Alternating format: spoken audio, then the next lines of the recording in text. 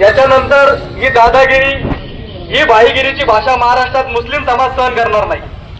प्रत्येक वेळेस मुस्लिम समाजाला बदनाम केलं जातं, प्रत्येक पक्षाकडून मुस्लिमांवर हल्ले केले जातात, प्रत्येक मस्जिदीवर तोडले जातात। आणि त्या विशाल गडावर ज्या मस्जिदीवर हातोडा मारला तो सर्व मुस्लिम समाजाच्या छातडावर हातोडा मारलेला आहे।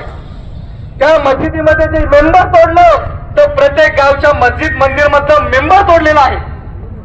आम्ही प्रत्येक वेळेस शांततेच्या मार्गाने हजरत हुजूर पाक सल्लल्लाहु अलैहि वसल्लम यांनी दिलेल्या संदेशाच्या माध्यमातून शांततेत आंदोलन करतो, पण मुस्लिम समाजाला गांडू समजू नका।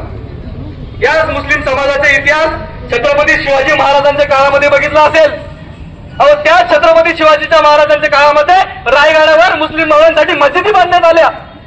मग हे मुस्लिम मावळे जर छत्रपती शिवाजी महाराजांच्या सोबत होते तर मग आज त्याच विशालगडावर छत्रपती शिवाजी महाराजांच्या मुस्लिम मस्जिदी का तोडण्यात आल्या?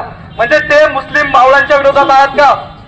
हे जे मस्जिदीवर अतिक्रमण करणारे लोक आहेत, हे मस्जिदीवर हल्ला करणारे लोक आहेत, हे छत्रपती शिवाजी महाराजांचे मावळे असूच शकत नाही।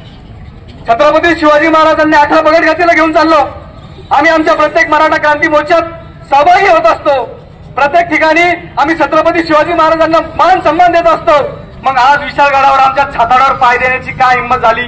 अरे याच मनुवाद्यांनी सोशल मीडियाच्या माध्यमातून 8 दिवस पहिले सांगत होते की विशालगड मुक्त अभियान, विशालगड मुक्त अभियान।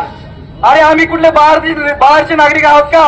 या देशामध्ये राहण्याचा अधिकार आम्हाला भारतीय संविधानाने दिलेला आहे आणि या देशामध्ये राहायचं असेल तर मुस्लिमांना सन्मानाने वागणूक प्रत्येकाला द्यावी लागेल। यावेळेस प्रत्येक वेळेस कायदा हातात कोणी मुस्लिम घेत नाही, पण पोलीस प्रशासनाचं मी विनंती मारतो की पोलीस प्रशासनाच्या तिथं तलवारीने हल्ला करण्यात आला। अरे पोलीस प्रशासनावर तलवारीने हल्ला होत असेल तर या महाराष्ट्रामध्ये मुसलमान सुरक्षित आहे का? 1 तास झाला नाही, एक वर्ष झालं नाही, पुसे सावळीची मस्जिद जाळण्यात आली। मग आमच्यावर हल्ले का? आता आम्ही हल्ले सहन करणार नाही। इस्लाममुळे आम्ही आहोत, आमच्यामुळे इस्लाम नाही। प्रत्येक वेळी इस्लामावर बोलण्याचा, बदनामी करण्याचं काटकारस्थान या विशालगडावर करण्यात आलं। काही हरामखोर जातीवादी मनुवाद्यांनी भडव्यांनी ती हल्ला केला, भ्याड हल्ला केला। मुस्लिम महिला अरे अशा भयभीत झाल्या होत्या त्या मुस्लिम महिला ज्यावेळेस हे हल्लेखोर तिथे चढले। मग पोलीस प्रशासन तिथं असताना हे 50 हल्लेखोर त्या गडावर चढले कसे? हल्लेखोर चढल्यावर त्या लिगल प्रॉपर्टी विशालगडाची गजापूर या ठिकाणी आहे आणि त्यांचे त्याच्यावर सातबारी आहे, नमून नंबर 8 असताना मग ते अतिक्रमण कसं? आणि अतिक्रमण हातात घेणारे तोडणारे तुम्ही कोण? तुम्हाला कायद्याने अधिकार दिला का अतिक्रमण काढण्याचा? तुम्हाला सर्वांना विनंती करतो, मुस्लिम बांधवांना विनंती करतो कि कलमे की बुनियाद पे इंशाल्लाह एक हो जाओ, किसकी मां नहीं जली कि हमारे मस्जिद तक हाथ तोड़ेगा।